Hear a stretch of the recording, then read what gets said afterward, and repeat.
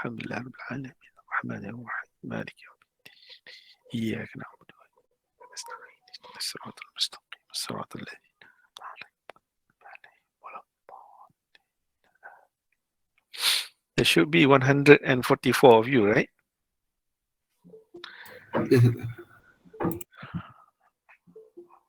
Yes. Yes, Mr. But we just finished our session with Mr. Yusof, so they might on their way to join this session.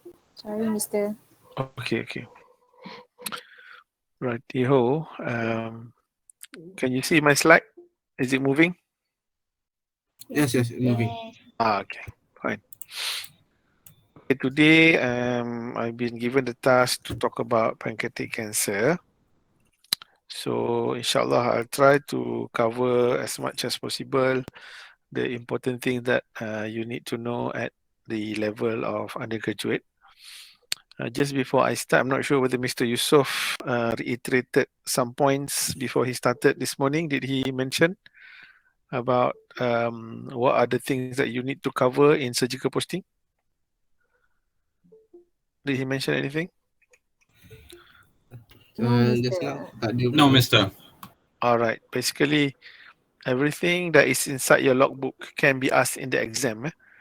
That includes the practical procedures, because I find that students tend to neglect the practical procedure sites. Understandable that you cannot perform them, but as I given the during the briefing, I mentioned that you are able to go and organize whereby you can assist, you can observe those procedures being performed. And I'm not just saying to you guys, to year 3 also the same, previous batch also the same. People tend to neglect. So we have decided we're going to ask those things in the exam. So like it or not, if you neglect those aspects in the exam, you're going to have problems answering the questions. So look at the logbook. There are practical procedures there. Go and find a way where you can learn how to perform them. Even though you cannot perform, you can learn the steps, learn how to prepare. Okay? Because sometimes it's difficult to you know, to make sure that you guys do. This is not undergrad. This is not sekolah rendah, sekolah menengah anymore. You need to get those done, and we as the teachers, we have to do something. So now we're telling you, it might come up in the exam. We might ask those questions. If you decide to ignore it, at your own peril. Okay. Okay, let's carry on with the lecture on pancreatic cancer. I'm sure you have come across this during the 3rd year, and I'm sure you have come across numerous discussion and numerous patients in the past about pancreatic cancer. But nevertheless, it's something that needs to be emphasized upon because of certain points that I'm going to bring up. So this is what we're going to cover in our topic today. A bit of introduction, incidence, prevalence, the type of cancer, presentation, Courvoisier law, risk factors, location, diagnosis and staging, treatment, and last but not least, pancreatic neuroendocrine tumor. On the right side, you can see the anatomy of the pancreas itself. If you see, most anterior is the stomach, and then behind the stomach in the lesser sac, you will see the pancreas.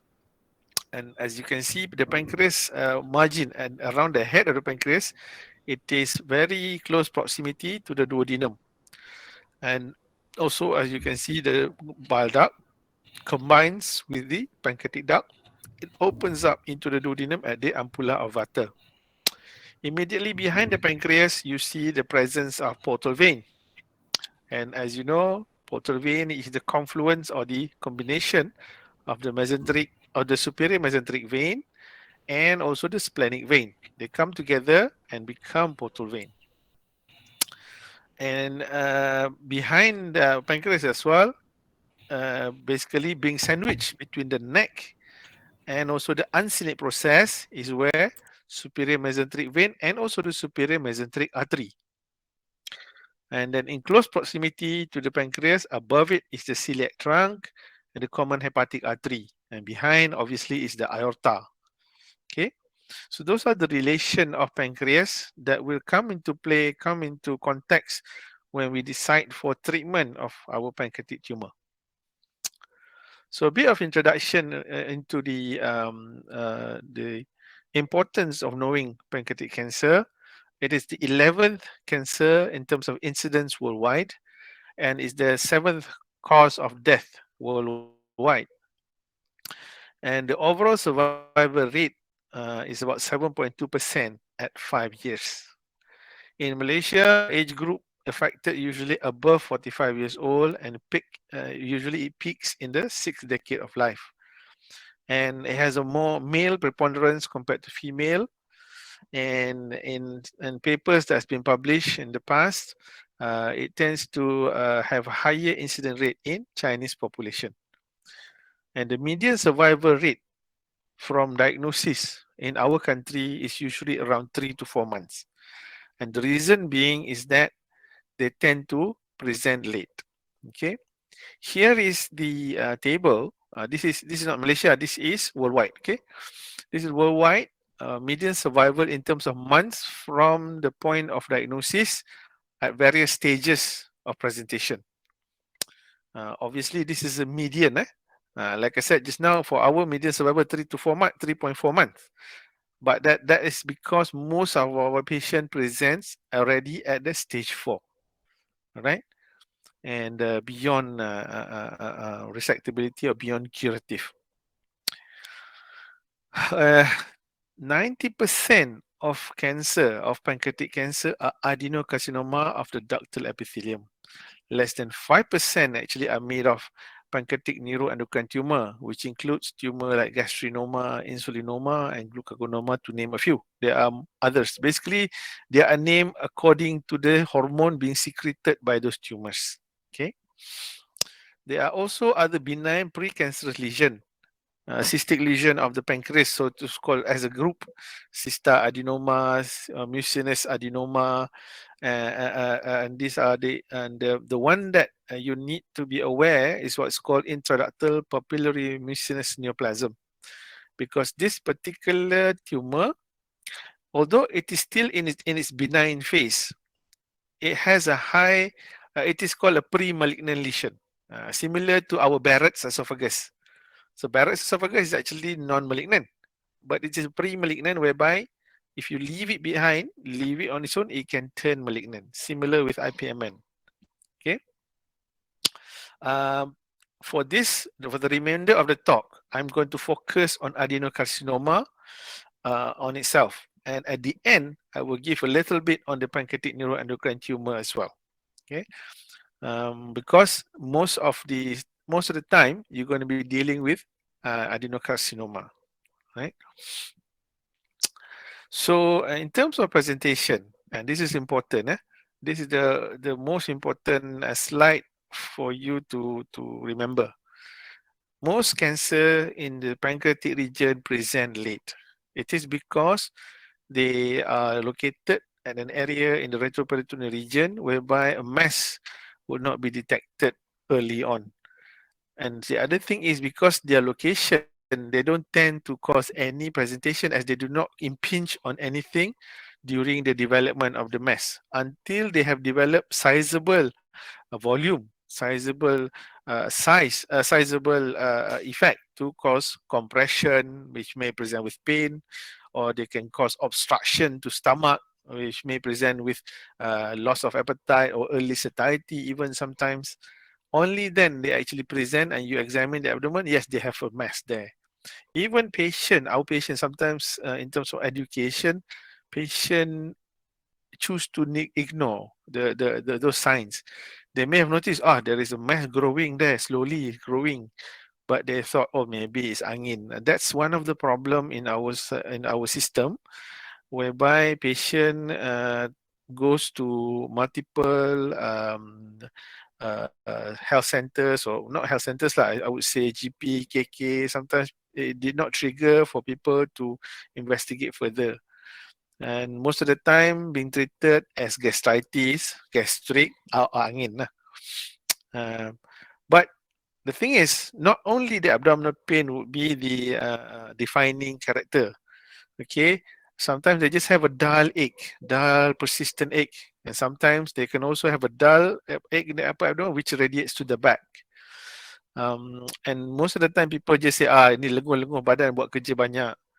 And unfortunately, that has been persistent for many months, and by the time it has grown, it is too late. It has already involved other organs. It have probably metastasized at that point. So dull upper abdominal pain, back pain, with or without jaundice, okay? Because jaundice is another important features that you need to pay attention, especially if it is painless jaundice.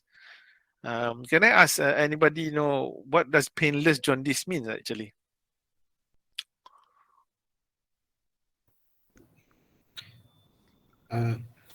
Your patient have macam taste of jaundice, but there doesn't have any right iliac fossa pain, something like Right iliac fossa.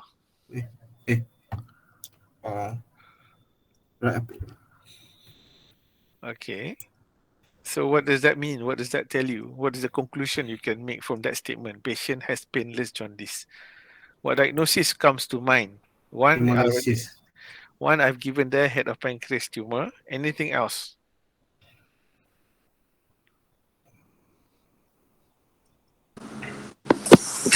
Periampullary carcinoma. Periampullary carcinoma, which are Cancer the duodenum, ampulla of Vater, common bile duct, which part of the common bile duct? the distal part. Distal common bile duct. Yeah. So Yes. there's four of them. So painless jaundice. One, if you're thinking of malignancy, these are the four that you need to think about. Secondly, it can also be metastatic. So bleeding basically is because metastasis in the liver. It can come from any source. Thirdly, it can also be hepatitis, drug induced, right? So don't confine yourself to only malignancy. But what I want you to think, or to the way you think, is okay, I have malignant causes I need to rule out. I have benign causes that I need to rule out. The malignant causes can be primary, which are the periampullary tumor, or it can be secondary from any tumor anywhere else. And also the metastatic cause, and also the medical causes. All right. Next is the unintentional weight loss. So patient having upper abdominal pain and then unexplained weight loss. When you examine the patient, you don't feel any mass, but patients say they eat, they cannot, they don't get anything. And then even sometimes they actually complain of having diarrhea, as if patient is developing endocrine insufficiency. Endocrine pula. Exocrine insufficiency. As if they have they don't have lipase, and they develop steatoria sometimes. Okay.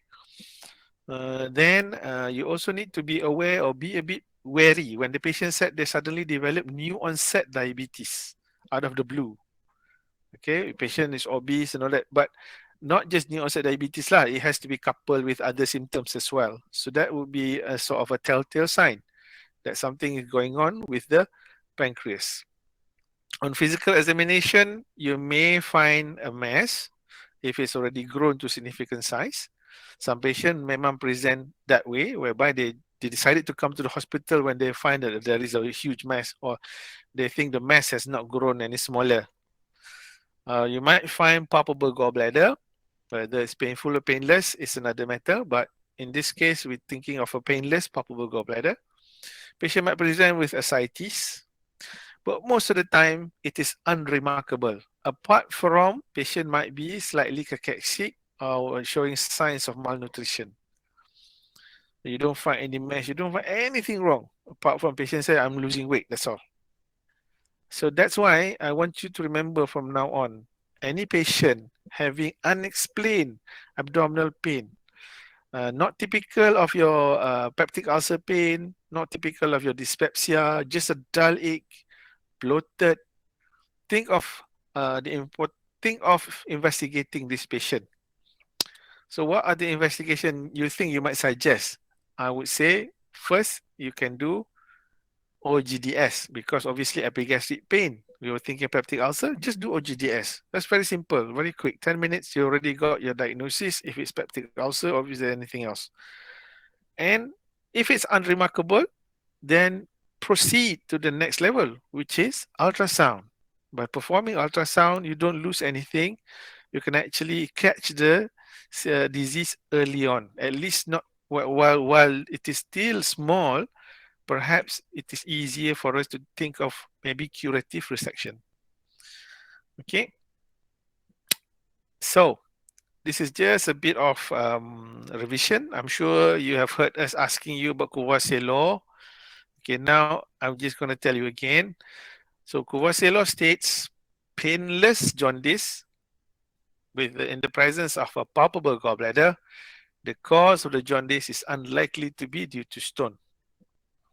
Anybody care to explain to me why this statement comes about?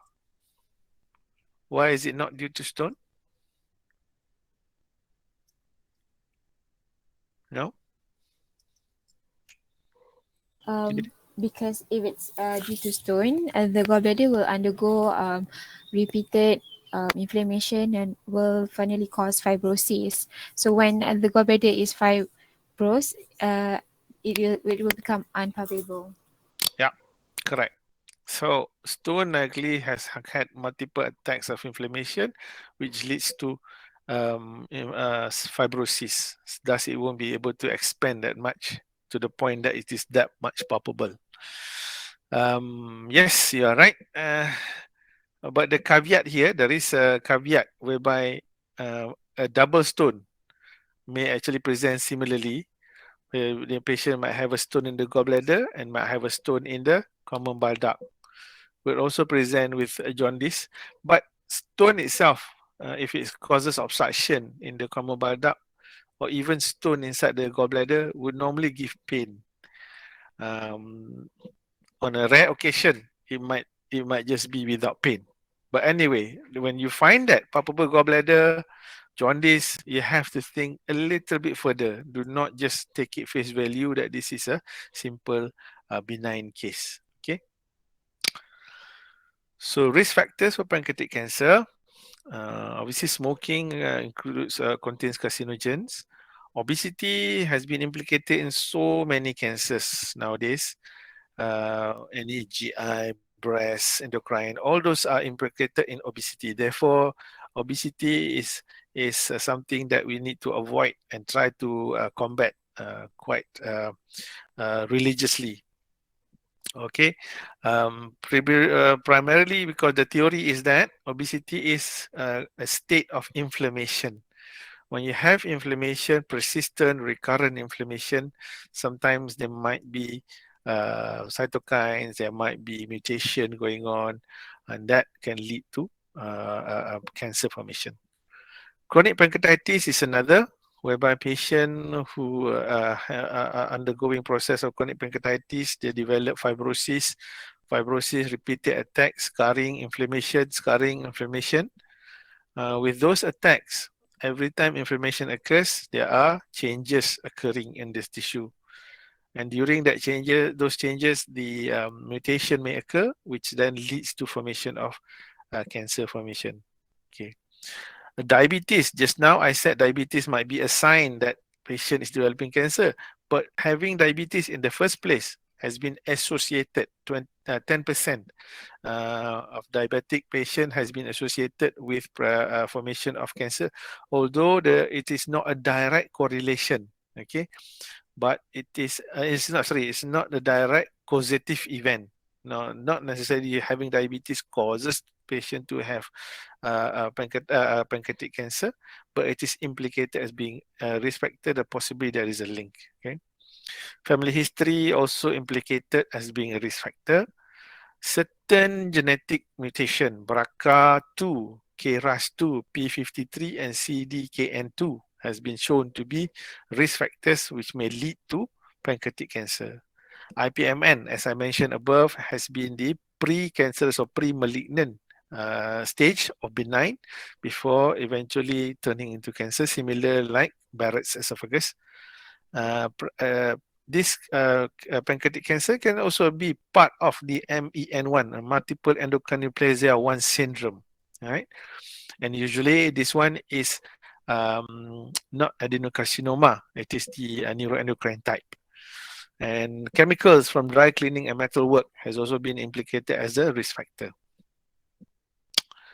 Now, location of the pancreatic cancer, 60 to 70% of them are located at the head of pancreas. About 20 to 25% are located at the body and tail. The rest are in the neck, in the uncinate process and all that. Now, with head of pancreas cancer, they, as I said, in general, most pancreatic cancer presents late because of their location, because of the way they are. They don't actually cause any effect to any other organs. Therefore, you don't find any symptoms. But with head of pancreas, because of the presence of common bile duct that travels through the head of the pancreas before it goes into the ampulla, patient may present with jaundice due to the obstruction. All right, and but by the time they get jaundice, usually it's already a sign that the tumor has grown to a significant size that it may be a higher stage, not just a stage 1 or stage 2. Right. So that in itself carries not a very what you call, it's not a very comforting prognosis in a sense, because overall pancreatic cancer is very aggressive. Okay, adenocarcinoma of the pancreas is very aggressive. The problem with the body and tail tumor, again, because there's nothing much in the close proximity to that area apart from the stomach. So a small tumor might not present or give any symptom whatsoever until it has gone or has grown to a significant of size that it causes mass effect, usually to the stomach. That it push the stomach forward and causes the patient to feel full, because, or basically early satiety, and then or even discomfort. But then by that time the tumor is big enough for you to even feel it. Right? So that's why pancreatic cancer is very difficult to detect at an early stage. Okay, here's an example of a pancreatic tumor in the region of the head. If you can see the CT scan on the left there, the hypodense irregular looking lesion, yeah, with marked with the arrow, and on the right is the schematic drawing. Okay, so what is not depicted here, because it's only a one slice, is that what happens to the proximal. So the picture here is showing dilatation. All right, dilatation of the CBD and also the common hepatic ducts in upwards. Here it doesn't show that the pancreatic duct is dilated, and even on the CT scan you don't see it. But one of the classical signs to suggest head of pancreas tumor is what we call double duct sign on imaging. So here is what I'm trying to show you, the double duct sign. On ERCP, when we cannulate, you can see here, you don't see anything at all. See, the scope is here, and they have put in two guide wire, one guide wire into the pancreatic duct. Pancreatic duct is very small normally, 3 millimeters saja, and this is definitely more than 3 millimeters. And then the other duct is going up into the bile duct. And as you can see, you don't see anything at all between the end of the scope and this two junction here.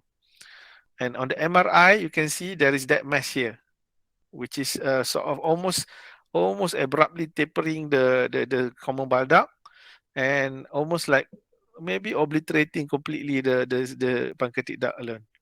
And on CT scan, you can see that there, pancreatic duct, you can see the pancreatic duct, you can see the common bile duct, and that's the gallbladder, but there is a mass in between. Okay, so double duct sign is a feature of tumor at the head of pancreas. So when you read ultrasound or when you read the report of CT scan, look out for the double duct sign, meaning that dilated pancreatic duct and dilated common bile duct, and then you know the tumor is at the head of pancreas. This is an example of tumor at the tail of the pancreas. Okay, as I mentioned earlier, there is nothing in front of the body and the tail apart from the stomach. So see, even with this big mass, the stomach can still expand normally. So this patient might still be asymptomatic, might not feel anything at all in terms of the finding. Apart from patient might complain that he's losing weight. or he might complain that he's having diarrhea, perhaps. So that's why it's very difficult for us to detect pancreatic cancer at an early stage. Usually by luck, by chance, patient may undergo imaging for other reason and found to have this lesion. Only then you can get it early. Okay. So in terms of diagnosis and staging, how do we diagnose? Obviously, the main one is as if I iterated at the beginning during the presentation, is the history and the physical finding. Even that, it is very, very unspecific, non-specific, especially when there is no jaundice. Like the tail of pancreas, there won't be any jaundice. Like I said, patient can just say some abdominal dull ache, a bit of weight loss. If you do not take it serious, if you assume, jangan assume. That's the thing. Another lesson: do not assume. If you assume this is something simple, something not very serious. I mean, non-malignant. That might lead to patient coming again and again to multiple practitioners and ended up delay in their investigation. Okay. Deranged LFTs on the blood image investigation, that would be for the ones that already presented with jaundice, then you will find that. But if it's on the tail of pancreas, you might not find anything, especially if there is no metastasis or sizable metastasis yet. Small metastasis usually is asymptomatic. Tumor markers CA99 and CEA are the ones that you can use. The thing is, CA99 can also be raised in multiple other cancers, similarly with CA. So they are um, sensitive, but they are not specific, okay, to particular condition. But they can be useful in terms of managing, or you can be useful in terms of monitoring or surveillance or response to follow up, response to treatment. So you can use that if they are raised in the first place. If the tumor is not secreting any of the tumor markers, then you can't use them. In terms of diagnosis, imaging, as I mentioned, ultrasound is the first protocol because it's easy to obtain, but it won't be able to give you much information. Sometimes if it's small, it cannot pick it up. So the best modality and commonly or widely available is contrasted CT. Pancreatic protocol basically refers to the way they take the image of the CT scan, whereby they would give specific attention to the region of the pancreas, and they would create or reconstruct very thin slices in order to see the lesion. One radiological consultant once told me, for just pancreatic tumor, which is sizable enough to be seen on ultrasound, and you think it's going to be adenocarcinoma, contrasted CT abdominal is enough. No need to do pancreatic protocol. But for neuroendocrine tumor, because they tend to be very small, it is recommended to do pancreatic protocol. However, for us surgeons, we still want pancreatic protocol because we would like to actually see the relationship of the tumor to all the vessels and structures surrounding, so that we may plan our surgery better. MRI, it is helpful, but very difficult to obtain. Therefore, usually CT pancreatic protocol is sufficient. PET scan, usually not very helpful in terms of the primary tumor itself, but it is good in terms of managing or trying to stage for distant metastasis. Right? Endoscopic ultrasound is useful, especially in detecting small tumors. Okay, whereby you can actually use endoscopic ultrasound to also assess the relation of the tumor to surrounding structures. And I put down here biopsy. Do we need biopsy for confirmation of tissue for pancreatic cancer? Can somebody answer?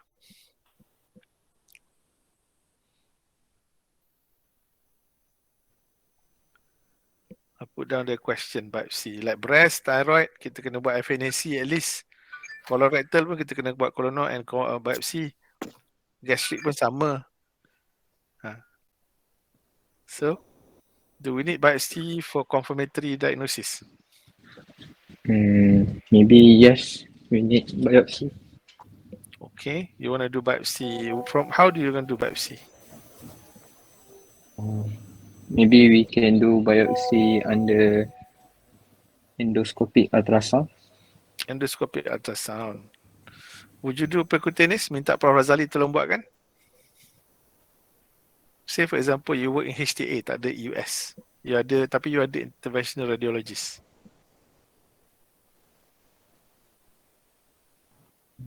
It might perforate inside the abdomen. Perforate? US? Okay, US. Okay, that is a risk factor. But usually we would do it gently lah. But anyway, any other reason? Okay, the answer is for pancreatic protocol, for pancreatic cancer, for liver cancer, even renal cancer, usually we don't do biopsy. Okay, solid cancer like this, we don't do biopsy because but we can only do, we can do biopsy for pancreatic cancer if we perform endoscopic ultrasound through the duodenum. Okay, because why? If you do percutaneous, the tract that you use to puncture will be, there will be tumor seedling along the tract that you have punctured percutaneous. That's number one. Number two, by puncturing the tumor, you now created a tumor which is confined to within the organ to a perforated tumor. It doesn't mean that it's perforated. It's just that the tumor now from T1, T2, T3 has become a T4 tumor. Do you get my point? Usually T3, T1, T2 are basically tumor which is still confined to the original organ. It hasn't spread outwards. T4 means it has gone beyond the borders of the primary organ and now has been spread to other areas. So you have converting something which is potentially curable to T4, which might not be curable because you have spread, or maybe you have to do a more extensive dissection. So for cancer of liver, cancer of pancreas, we don't do biopsy, percutaneous. But if you want to attempt, you can attempt endoscopic biopsy. Because why? Endoscopic ultrasound through the duodenum is going to be the area that we're going to resect anyway. So spillage into the duodenum itself is okay because we're gonna resect itself, and then it's a contained spillage because it's in the duodenum. If it spread into the peritoneum, difficult for you to control because it's spread all over the place. Okay.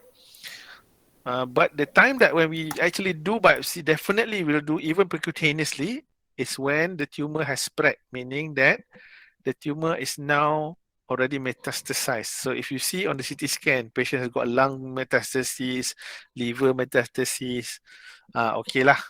We just do biopsy to confirm the diagnosis, then we give palliative chemoradiology. Because to give chemo, you need tissue. If you are going to resect, no need to biopsy, you just resect. And then you see the biopsy, after that you can give chemo. So you already, the resection itself is your biopsy lah. Because you do not want to delay. You take biopsy, it takes another 2-3 weeks for you to get the result, or another delay kan. What if the biopsy even negative? You don't delay already. So usually if the tumor is resectable, we don't biopsy, we just straight away resect. Now here are some causes of elevated CA19.9. So they are benign and malignant causes. So be aware guys, yeah. In cholelithiasis, you have obstructive jaundice secondary to stone, even in cholangitis, even cirrhosis, you can get elevation of CA19 sometimes into thousands. We have seen patients coming with CA19 of about 1,000, 2,000. And then we remove the obstruction, we put a stent, within 1 month, that 1,000 dropped down to about 300, and then even lower and lower and lower. So it does not mean they are in the thousands, they are cancerous, but you have to take it in the context of the patient's presentation. If the presentation is only looking like a benign condition, there is no weight loss, only obstructive jaundice, there is no other mass there. You do ultrasound also did not show any mass in the pancreas. Chances are this is a benign condition. But if patient already coming to you with jaundice, but then also palpable gallbladder and a weight loss, when you do ultrasound, there is suspicious looking lesion in the pancreas, maybe presence of lymph nodes. So you might want to think maybe this is malignant. And for malignant causes, not only pancreas, it can also be related to hepatocellular carcinoma, you can, or even cholangiocarcinoma, even gallbladder carcinoma. All right, so it's not specific to any particular cancer, but it is something that can be useful for surveillance. It can also be implicated in gastric, ovarian, colorectal to a lesser degree, even rarer for lung, breast, and uterus. It can still be raised, but less, right? And similarly, I didn't do one for CEA because CEA ni can come anywhere along the GI tract. Any cancer along GI tract, even implicated in breast, even implicated in many things. So, but most commonly in colorectal lah. Again, it's not specific enough, but it is useful for monitoring of treatment if it was raised in the first place. If it's not raised, you can't use it because this tumor is not secreting that particular tumor marker. For staging, on the right side is the basically explanation. On the left side is the pictorial description of what we have on the right side. So we use the 8th edition, the newest one, whereby T1 is anything less than 2 cm and divided further T1 into 1A, 1B, and 1C. So less than 0.5, 0.5 to 1, and 1 to 2 centimeter. T2 is 2 to 4, and T3 is more than 4 cm. And when T4 now is involved other surrounding organ regardless of size, and lymph nodes as well, and metastasis lah. You know whether you have metastasis or not. All right. Now we come to treatment of pancreatic cancer. So obviously we have curative intent and palliative intent. For curative intent, surgical resection offers the best outcome. That's the only one that can give you curative resection, outcome. Right? This is coupled with adjuvant chemo and radiotherapy. And some patients, neoadjuvant chemoradiotherapy may be administered prior to surgery. Okay. For palliative, there are a few things that we need to consider. Number one is patient presents with jaundice. So you need to do something about the jaundice, whereby you need either you can put plastic stent or you can put metallic stent. In some cases, the tumor grows so big that it actually causes difficulty for ERCP to actually stent. Maybe it's completely blocked. Our guide wire cannot get through at all. So you have, or even sometimes the tumor is so big that it actually compresses the duodenum or distorts the duodenum that we cannot get our scope in position. So the endoscopic ultrasound has been tweaked and modified, whereby it can be used as a modality for us to put in drainage or stenting. I will show the picture later. If unable to do so, unable to perform all these things via endoscopically, there are also surgical bypass that we can implement using what we call a triple bypass. I will show it later. Next, patient will have problem with pain because pain in pancreatic cancer is a multimodal approach because it's actually multifactorial. It's not just the tumor because the location of the pancreas at the back usually is very close towards the celiac plexus. Sometimes it presses on the nerves at the back, even local infiltration. Sometimes due to the tumor obstructing the pancreatic duct causes edema of the tumor, peritumoral edema, or stretching of the capsule that causes pain. So doing a celiac plexus blockage can also prevent those nerve impulse from reaching the brain, so that basically you trick the body into saying, oh, there is no pain. Okay. And sometimes we can give radiotherapy, which is directed towards the celiac plexus to give relief of pain. And don't forget, these patients also requires nutrition. So you need to find a way to feed the patient. If the tumor has obstructed the duodenum, that means patient develop gastric outlet obstruction, you may want to decide on doing a bypass anyway, because then you need, or maybe you might think of feeding jejunostomy. Okay. Now let's talk about the curative intention.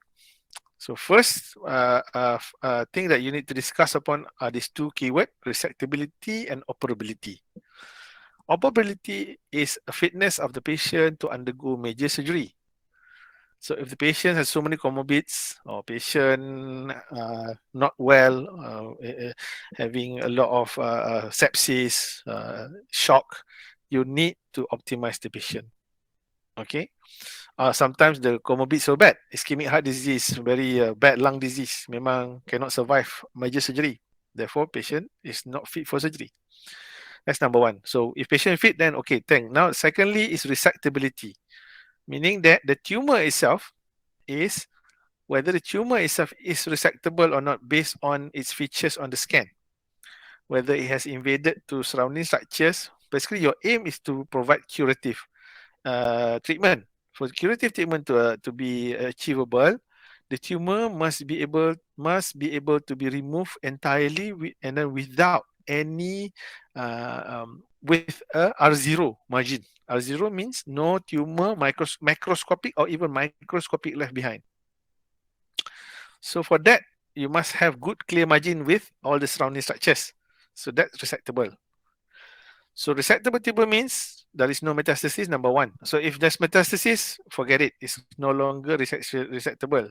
You're not gonna put a patient through a major surgery like that for a tumor which is already metastasized, because the morbidity related to the surgery itself might not be worth trying, because then the patient might not have much time left pun. As I mentioned earlier, the median survival is very, very short, especially when it's already stage 4.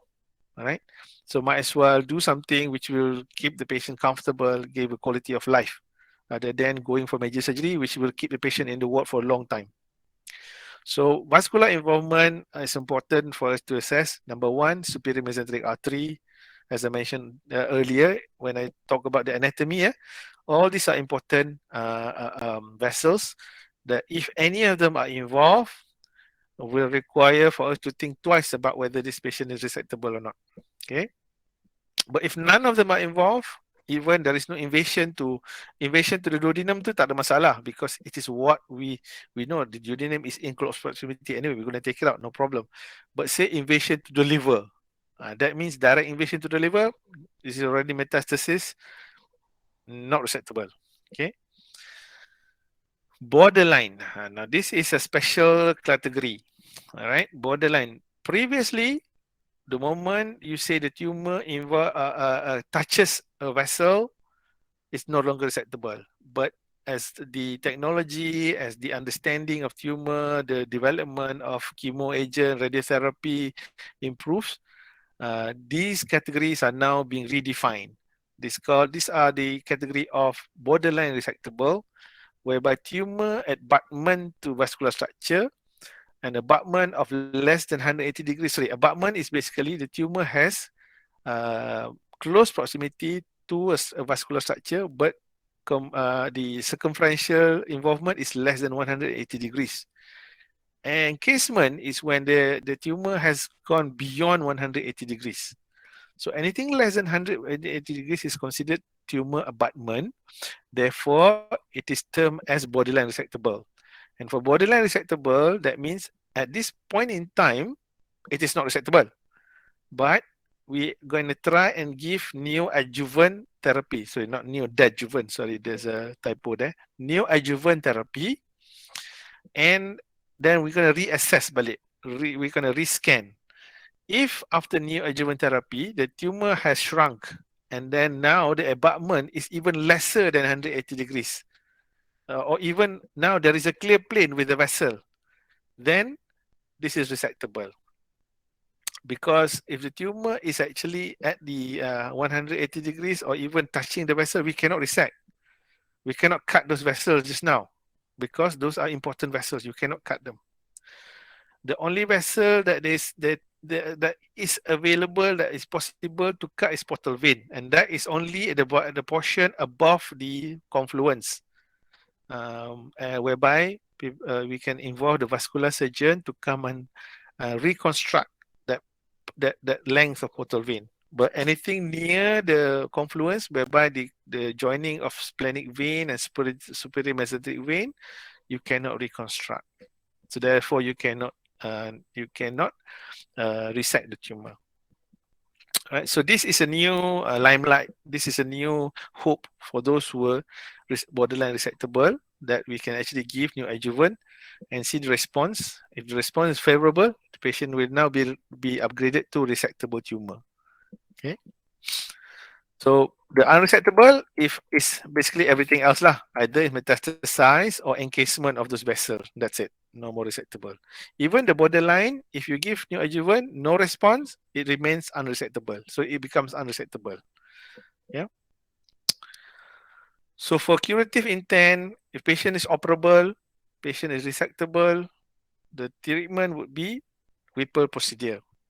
So for Whipple procedure, we will remove distal gastrectomy at the antrum. We will remove the gallbladder. We will then cut the bile duct at the common hepatic here. We will remove the head of pancreas, and we will remove a small portion of the duodenum, usually at the D2 lah, beyond the D2, because that's the C segment. And then from this stump, we will reconstruct. You will have 3, sometimes 4 anastomosis. So the first anastomosis is here, pancreatico-jejunostomy. Secondly is the hepatico-jejunostomy. So the common hepatic duct to the jejunum. Then this is the gastro-jejunostomy. Sometimes we might even do one more here, what we call jejuno-jejunostomy.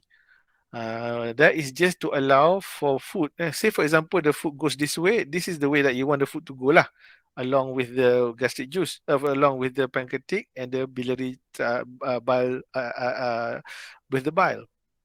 But if you can see, this loop sometimes become what we call a redundant loop, and then it will be stagnant there. If food comes here, it might stay there and doesn't actually go down further. So what we do another anastomosis here, what we call jejunostomy. So whatever comes here will go down, and even if it comes down here, also will go down. So that will ensure that the food goes straight downwards. There is no what we call afferent loop syndrome, whereby they become stagnant. This is the problem with this technique, is that there is this very fast movement of food bolus from the stomach, because we no longer have the pylorus to control the movement of food into the duodenum or into the jejunum. So the amount of food that goes straight into the small bowel, when it's too fast, may lead to dumping syndrome. Okay. So to avoid that, there's another technique called Pylorus preserving pancreatico-duodenectomy. So what it is the stomach is not cut at the antrum. Instead, it is transected at the D1. Okay, but the other steps are similar. Okay, the other steps are similar. They transect at the common hepatic, D1, pancreas, and also the jejunum, the duodenum, the distal duodenum. And then reconstruct in the same manner, but then the D1 is now reanastomosed to the jejunum. Okay, so this is a bit more what we call the physiological. Now you see the pancreas, there is no redundant loop straight away. So straight away they will then mix and come down, right? And with the presence of the pylorus, the amount of food that being released into the duodenum also be minimal or slowed down. So this avoids the dumping effect. So this is another technique that is preferable in terms of avoiding dumping, but doesn't mean one is superior to the other in any sense. It depends on the preference of the surgeon and also the condition of the tumor. How big is the tumor? If the tumor is so big, involving even this portion of the stomach, you have to cut here. So it depends on that as well. All right. Uh, okay. Now I'm going to show you the triple bypass. So, like here, the tumor is here. So when the tumor is unresectable for whatever reason that we discussed previously, we can't actually allow that. Sometimes the tumor is so big that it's actually blocking even this part. It causes luminal narrowing. So patient not only have biliary obstruction due to the head of pancreas tumor, but they may also develop gastric outlet obstruction. So to avoid that, what we do is we cut at the duodenum or jejunum, sorry, and bring the proximal jejunum and anastomose to the common hepatic duct. You have two options actually. One, you can actually anastomose to the common hepatic duct. Another technique is actually we anastomose to the gallbladder. We can even anastomose to the gallbladder. So now whatever is obstructed will come up through the gallbladder into the small bowel and down here. And then we have another anastomosis here at the stomach with a gastrojejunostomy and jejunojejunostomy. So triple, 1, 2, and 3. And then you're going to ask me about how about the pancreatic duct? I mean, we can't do anything about that. If the tumor has blocked completely distally, the pancreatic duct and the bile duct, there's nothing you can do about the pancreatic enzyme. But what we can do is we can modify the patient's diet. We can give them semi-elemental, meaning that partially digested diet. The special milk, the peptamen, especially they don't taste very well lah. They don't taste very good, but they are partially digested, so easily for them to absorb. But you know, this patient quite advanced, their life expectancy actually is not that long anyway. But this is to actually help them so that they can actually go home without cholangitis, without jaundice, and can have a quality of life. So that's the aim of this triple bypass. But this is only offered if the patient during presentation is already advanced, but they are actually quite well enough to undergo surgery. They have still good reserve. They actually are the ones that you think might do good in terms of improving their lifestyle, their life quality of life after surgery. Then you can go for this lah. So metallic stenting, this is the one that I mentioned earlier about putting a stent. So as you can see here, see there's a long gap between the end of the scope and also the end of this the duct. By right, the duct should go all the way down here, but the tumor is there. So if you can see here, they have placed the stent, and you see this segment is narrowed because this is where the tumor is actually compressing. You can perform this procedure if you are able to cannulate the ampulla past the guide wire up. Yes, you can perform stenting through ERCP, and that's what we have performed numerous times. We normally put in a metallic stent uncovered. Why uncovered? Because the uncovered allows for the tumor to actually hold the the metallic stent. And you ask me, is it going to well, it can grow in and cause obstruction. Yes, it can grow in, cause obstruction. And sometimes what we need to do, we even put a plastic within a metallic stent. And as you know, you put a metallic stent to give them at least 3 months of worry-free lah, because the life expectancy also is not that great, 3-4 months only. So at least in the 3 months, so they don't have to worry about changing stent. They can go about their daily life. Some patients have a very slow growing tumor, whereby we have to change the metallic stent, the plastic stent within the metallic stent a few times. Eventually they succumb lah. But the idea is to actually give them something which is permanent, which will keep the lumen open and allow them not to be coming in and out of hospital too much, so they be at home with their family. This is the EUS guided biliary drainage. Okay, so this is the traditional way. We use a ERCP scope. We try to get in here, but sometimes the tumor is so big, or the tumor has completely blocked the CBD that you can't get at all. So one way we can do is using the endoscopic ultrasound through the stomach. We can actually get into the common bile duct here. We can puncture through the stomach and then get into the common bile duct and can put what you call the stent, plastic or even a metallic stent this way. Another approach is we can puncture through the stomach as well and goes into the left intrahepatic duct, which is what we can see here. See, the white line is basically representing the stent, which has been punctured from the stomach straightly into the left hepatic duct. Right now, because it's already being drained, you don't see the dilated duct lah. But you can see the right side still dilated. And this ring here, this patient may have had another stent placed previously, right? That's another approach is sometimes that we cannot get from bottom. We pass a wire from the hepatic duct into the bile duct, and then we can then go down and use that wire as a guide for us to get into the bile duct and place a stent down here. So this is US assisted, or it's either you do direct drainage like this one, you directly drain, or you can use that to put a guide wire and use that as a guide for you to get into the bile duct from below. Okay. In our center in Sasemek, nobody does this, but UM and Selayang has got this service, but done by the gastroenterologist. I mentioned earlier about celiac plexus neurolysis. Okay, celiac plexus basically areas of ganglion that is very close proximity to the pancreas itself. This modality has been used not only for pancreatic cancer but also for chronic pain secondary to chronic pancreatitis. Right. So the anesthetist normally they puncture percutaneously lah.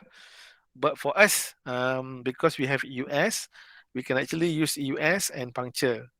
There are multiple ways to actually do the neurolysis. One is we can use the local anesthetic. Usually for NS, they use local anesthetic lah, but that is only short-lived, limited, and then it will go away.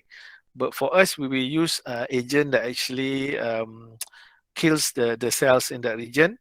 Where normally we use alcohol lah, ethanol injection, or you can use RFA, radio frequency ablation, to burn the celiac ganglion. So that will prevent patient from having pain. Another modality is to give radiotherapy to the region, and so that will also give pain relief, right? So that is in a nutshell about about adenocarcinoma of the pancreas. Any question? No? Can I proceed to pancreatic neuroendocrine tumor? Hello? Boleh. Boleh? Okay. So pancreatic neuroendocrine tumor, basically they are islet cells tumor. Okay, these are the endocrine cells within the pancreas, and they are very uncommon. Even although pancreatic cancer is already uncommon, this is even more uncommon. This is 1 to 2% of all pancreatic neoplasm, but it has a better prognosis than adenocarcinoma. It is divided into either functional or non-functional tumor, for which 20% of them are non-functional. They are usually localized disease. They don't metastasize that much or that early, and they are associated with MEN1 syndrome. So there are different types of pancreatic neuroendocrine tumor. It is divided based on the functioning or the active hormone that they secrete. Most common pancreatic neuroendocrine tumor is Insulinoma, followed by Gastrinoma, and then the non-functioning type. There are others like Glucagonoma, Somatostatinoma, Vipoma. Okay, and they are being secreted by different type of cell which is present in the pancreas. Okay, as I've listed down here: beta cell, alpha cell, delta cell, D2 cell, G cells, and so on. There are others lah, but these are the common ones. So for insulinoma, this is the most common type. 10% of insulinoma are malignant. So only the other 90% mainly benign.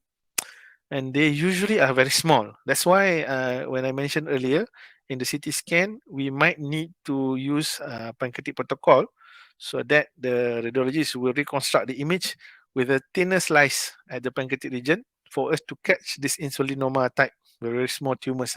So pancreatic neuroendocrine tumor is usually very small. They don't grow that big to cause symptoms because they can cause symptoms while they are still very, very, very tiny.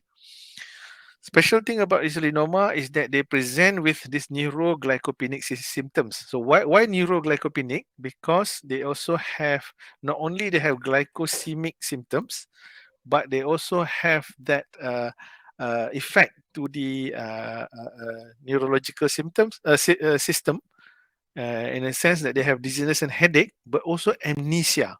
Okay, there have been cases where patient actually cannot find their way home, right?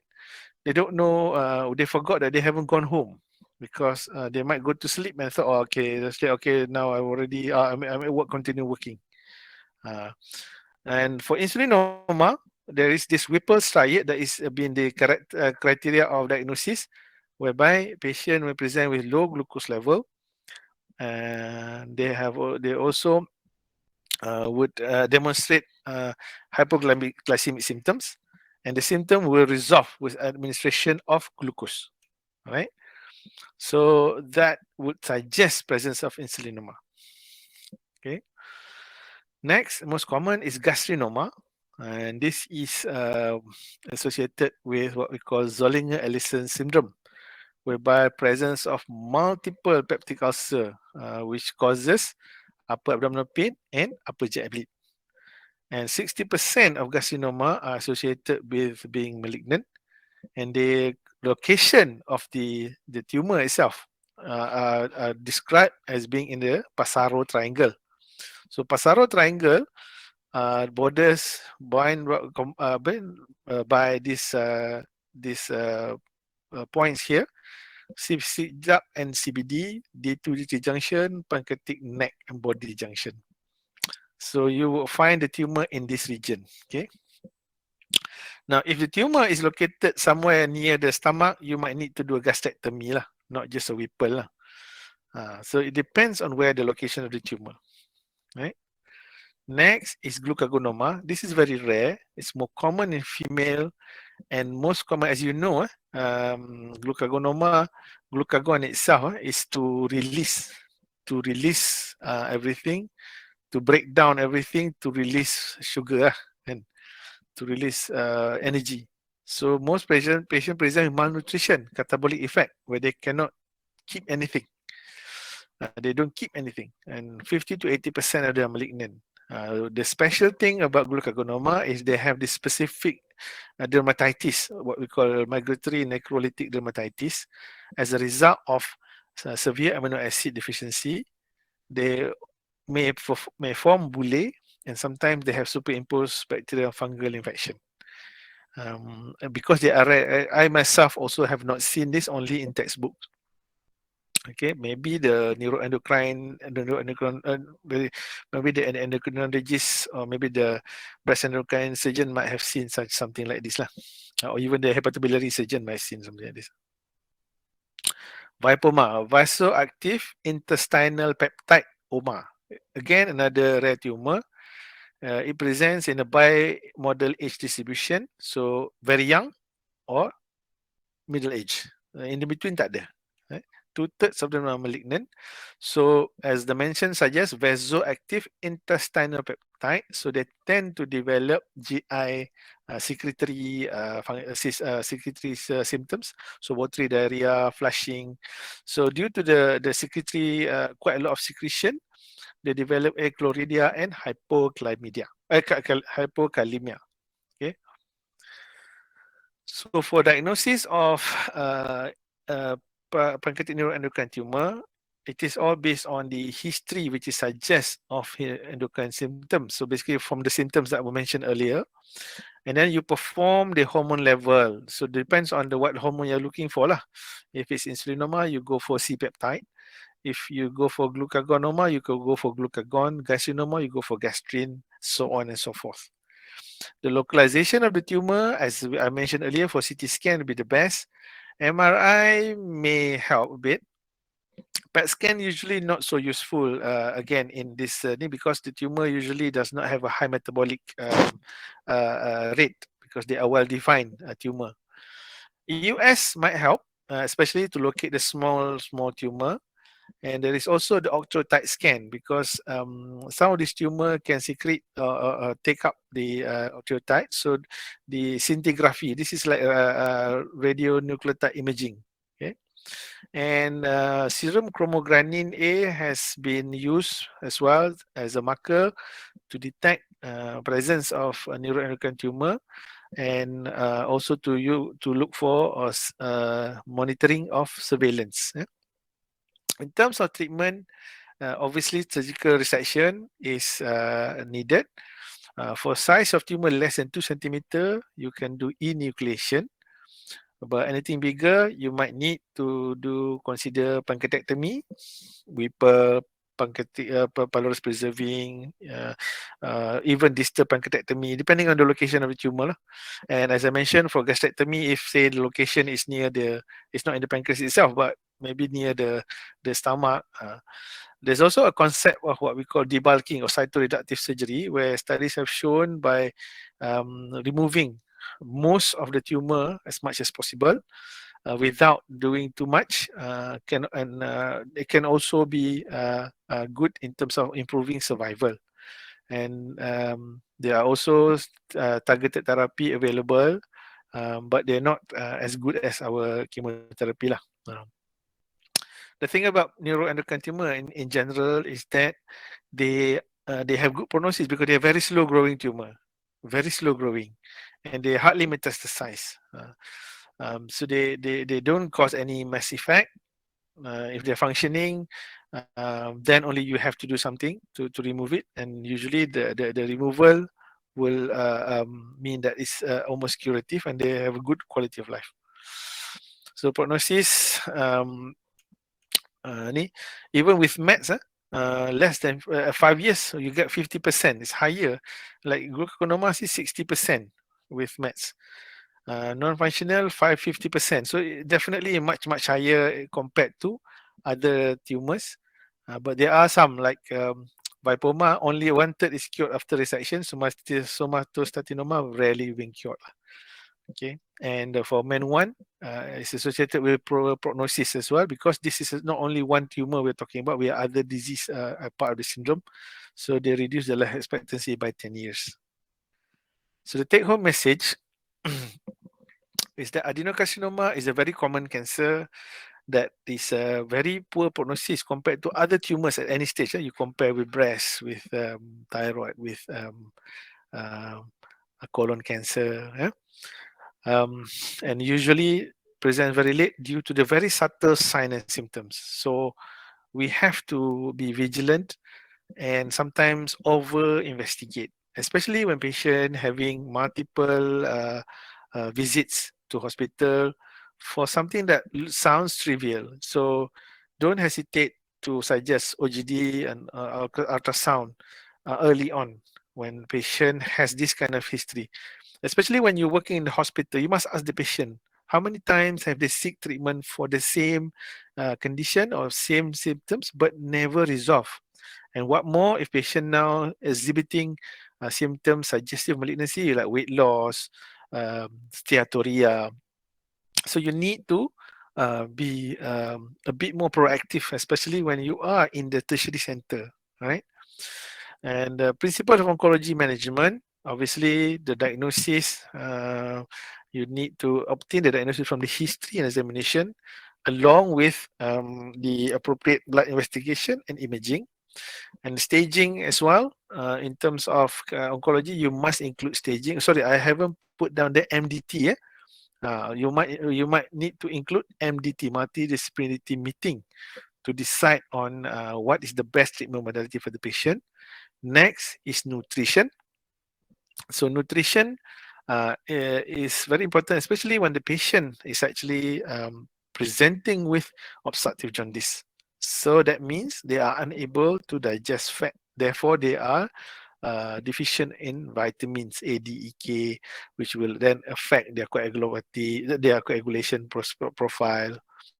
So you need to make sure that patient is well nourished. Basically, you need to start or oral nutrition support if possible, or even TPN sometimes. Because the patient is resectable, you need to optimize the patient as soon as possible so that you may proceed with surgery.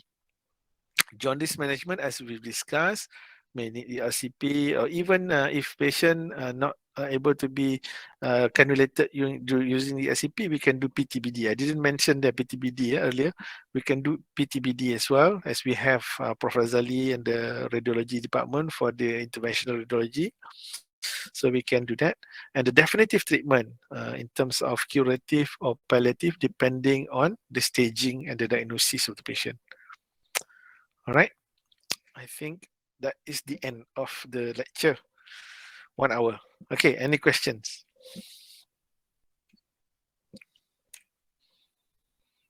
Mr. Yeah. Question. You said just now we don't usually perform biopsy because if from imaging the tumor is resectable, we just resect the tumor directly. Yeah. But may I know when do we perform FNAC through ERCP? Because I have found a patient in HTA that is apa?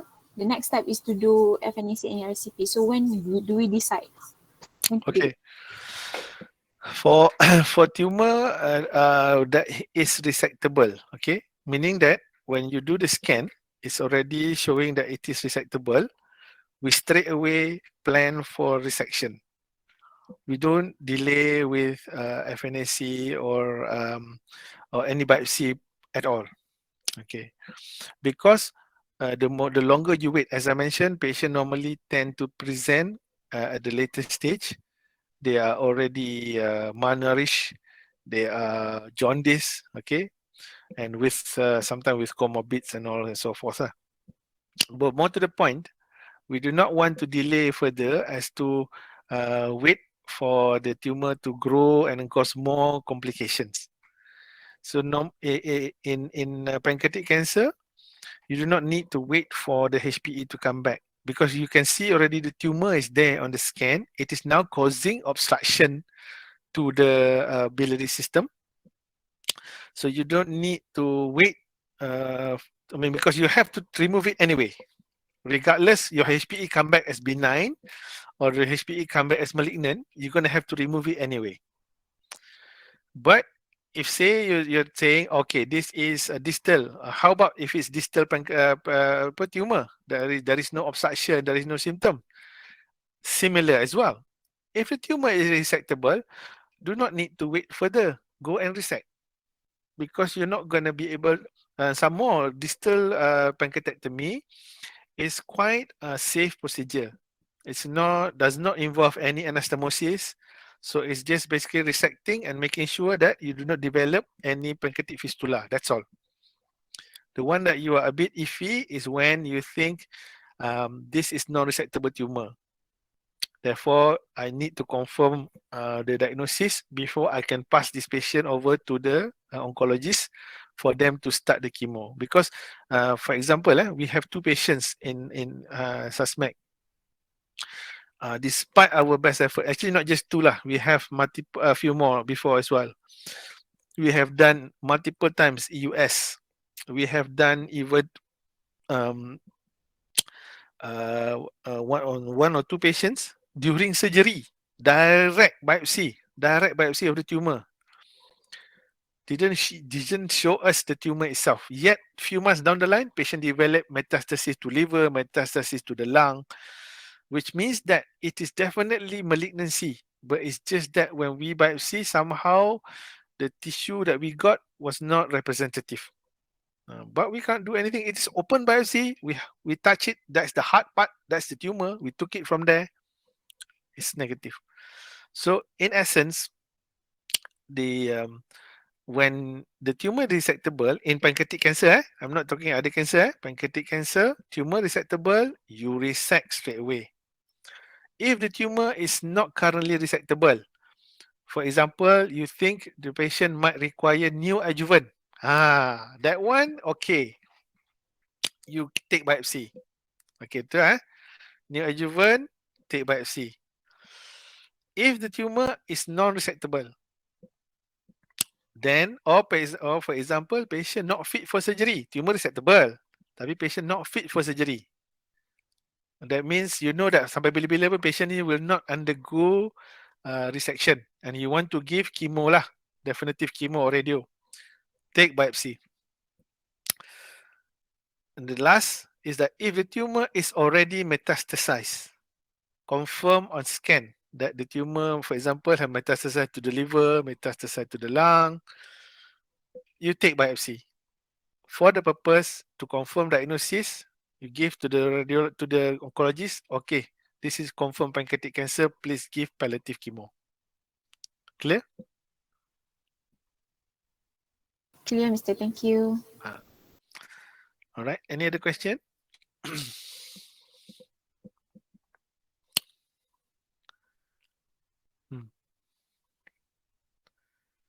No? Mister, I would like to confirm if the tumor is resectable but there is nodal involvement, Okay, does that count as okay. resectable or not? All right, so for nodal involvement, if it's local nodal involvement, meaning that the nodes are around the area that you're going to resect, no problem. That is resectable. But if the nodes already involve para-aortic elsewhere as well, distant nodes, nodal group, that we will have to discuss in multidisciplinary meeting. But normally even kalau ada para-aortic lah, tumor resectable, no solid organ tumor, patient fit for surgery, we go for resection. The nodes tu nanti kita bagi chemo. Because most of the time, tumor not resectable. Patient not fit for surgery, for example. Tapi kalau kata small lymph nodes elsewhere, para-aortic, para-caval, but the tumor is resectable, no evidence of metastasis elsewhere, patient fit for surgery, we would then discuss in MDT meeting for resection. And we discuss with the patient lah. That really. Boleh? Clear? Okay, thank you, Mister.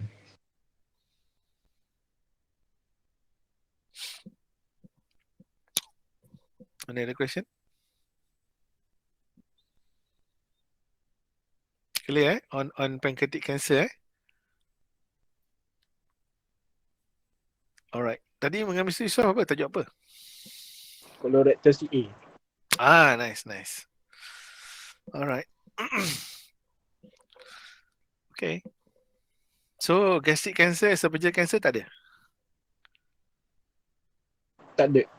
Next series atau next series. Kita orang baru start slow-slow je. Ada next series lagi lah. Ada orang lain lagi. Ada. Oh, itu nak bagi apa? Prof Nasir, is it? That one still on discussion lagi. Oh, okay. Sorry, Mister. I have one more short question. Yeah. I have read somewhere when the tumor is at the body or the tail of the pancreas, we will opt, if it's resectable, we will opt for distal pancreatectomy. Betul. But there are some that it said that we also need to do splenectomy. Is that something that we practice or no? Okay. Dulu, before the refinement of surgical technique, even before laparoscopy, people would sacrifice the pancreas. Yes, you are right.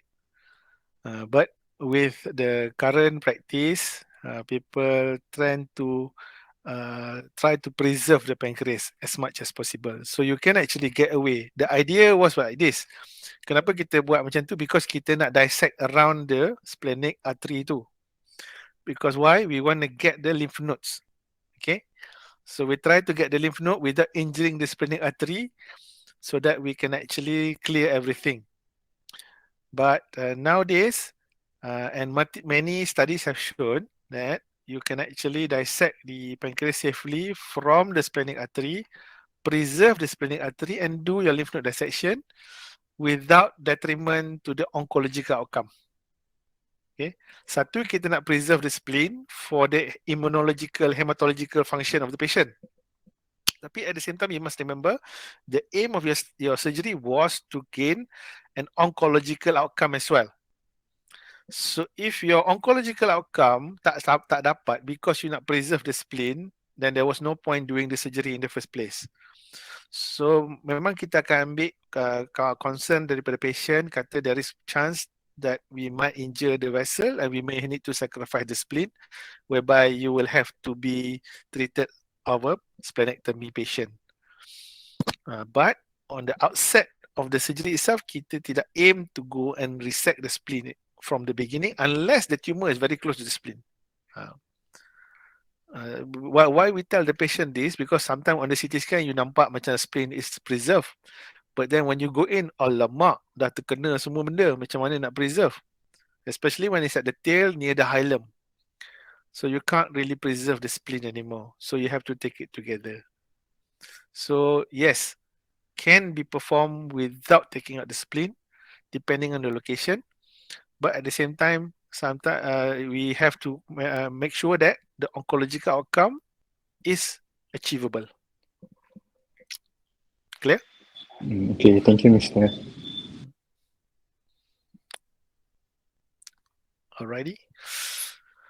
Okay then. Yeah. I have other things to look after. So okay. Anything else, you can contact me if you want to ask any more question. So we end our session with tasbih kafarah and surah al-As. Subhanakallah.